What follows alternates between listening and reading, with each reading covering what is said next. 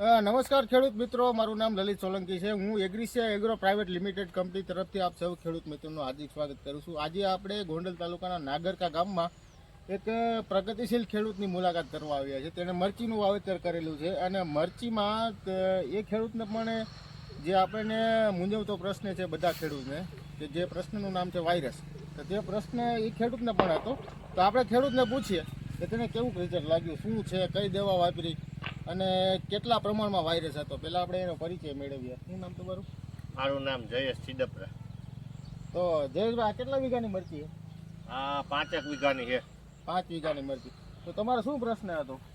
આમાં આવું વાયરસ આવી ગયો હતો, ઉકળાતા હતા. ટૂંકમાં વાયરસ આવી ગયો હતો. તે પછી તમે આપણી એગ્રીસિયા કંપનીની રેટોરવા અને ઓલી રીટાઈમની જે ડબ્બી આવે એ બેનો ઉપયોગ કરેલો હતો. હા. તો કેટલા દિવસ થયા? એના 6-7 દી થયા. 7 દિવસ થયા ને?